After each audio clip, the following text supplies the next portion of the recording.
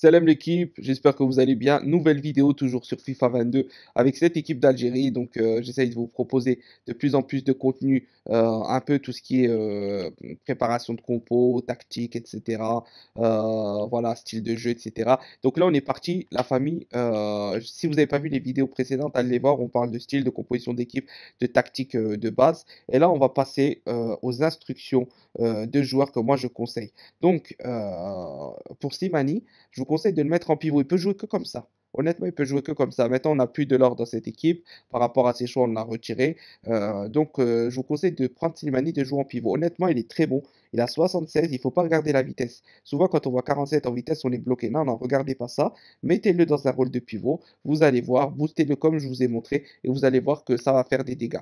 Ensuite, largeur équilibrée. On veut un attaquant mobile qui va de gauche à droite. C'est très important sur les relances sur les centres qui se déplacent pour pouvoir faire son rôle de pivot exactement. Après, si vous voulez, si vous avez des joueurs très rapides sur les côtés, vous pouvez le laisser en axial pur et simplement qu'il remise à chaque fois de côté pour que ça parte très vite. C'est aussi une stratégie. Moi, je préfère ça. Largeur équilibrée, interception, forcément, la famille agressive, il doit presser beaucoup et soutien défensif de base. Alors, on ne demande pas de revenir systématiquement, mais on demande de tenir 90 minutes parce que on ne change jamais Slimani, on le laisse jusqu'à la fin, donc il doit préserver sa forme, il doit presser, être le premier presseur en étant agressif, mais il ne doit pas revenir non plus jusque en tant que défenseur central. On a les joueurs qu'il faut pour s'occuper de ça. Ben Rahma, maintenant, le MOC. Donc lui, par contre, revenir en défense. On est dans un 4-2-3-1, donc milieu à 2. Il doit venir, lui, s'occuper de l'axe, venir museler l'axe. Parce que comme vous le verrez, Benasser et Boudaoui doivent couvrir les ailes lors des montées de Goulam et d'Atal. Ben Rahma doit se charger vraiment de l'axe, de venir gêner les passes, etc. Le temps que Boudaoui et Benasser se replacent. On doit rester aux abords de la surface, on reste au poste, bien sûr, pas d'électrons libres et interception toujours agressive. Toute la ligne offensive doit être agressive dans l'interception pour moi. Ensuite, on passe à Riyad Mahrez. Riyad Mahrez, toujours revenir en défense aussi, largeur équilibrée, dans le dos de la défense. Par contre, il y a de la vitesse, donc on n'essaye pas de lui mettre dans le dos de la défense. Il faut qu'il fasse beaucoup d'appels de balles. Par contre, quand on veut lui la mettre dans les pieds, on peut lui la mettre dans les pieds, mais ensuite, justement, vu qu'il cherche le dos de la défense, lui, automatiquement, son instruction, ça va être de monter. Ça, c'est quand on n'a pas le contrôle de lui, c'est automatiquement ce que l'ordinateur va lui dire de faire. Il doit être toujours dans la surface sur les centres, hein, comme vous voyez ici, et interception agressive. Pourquoi dans la surface?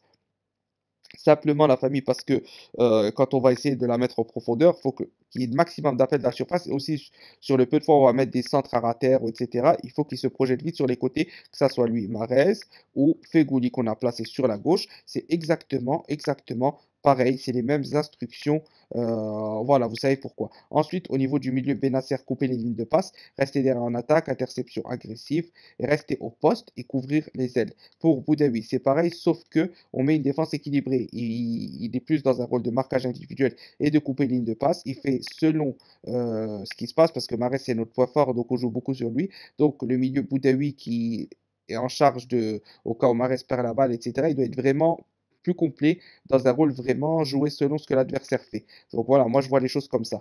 Pour Atal et Roulem, rester derrière en attaque. On ne met pas à monter en avant, on reste derrière et c'est nous qui gérons les montées. Voilà aussi pourquoi la tactique dans la vidéo précédente que je vous avais mis est basée sur des recommandations équilibrées parce que le but c'est de gérer nous-mêmes les choses. Alors on peut avoir un peu d'aide en mettant du pressing constant, etc., etc. Moi je vous conseille de jouer comme ça au moins 2 mois pour bien prendre, bien maîtriser son jeu, ses touches, ses manettes et ensuite améliorer selon ses points faibles. Donc voilà. Et pour les défenseurs, bah, c'est du classique, rester là en attaque, interception normale, hein, vu qu'on est dans la surface, on ne cherche pas à faire trop de fautes, etc. Et on reste au poste, bien évidemment, on ne cherche pas à s'écarter trop sur les ailes, etc. Donc voilà la famille pour les instructions d'équipe, c'est très important. Tout est important. Les vidéos que je vous ai faites sur la composition d'équipe, le style des joueurs, la tactique classique, les instructions de joueurs, c'est quelque chose qui va faire que vous allez être beaucoup plus bon que si vous ne touchez à rien. C'est vital dans ce jeu. Et voilà. J'espère que la vidéo vous aura plu, la famille. Maximum de pouces bleus. Je suppose que la majorité des gens seront des supporters de l'équipe nationale Algérie. Donc n'hésitez pas à me dire si vous voyez les instructions différemment pour votre part, si vous préférez des latéraux très offensifs, et dans ce cas-ci, comment vous équilibrez, etc. Bref, si vous voulez qu'on parle de tout ça, c'est dans les commentaires. Maximum de pouces bleus. Abonnez-vous si ce n'est pas déjà fait. Salam.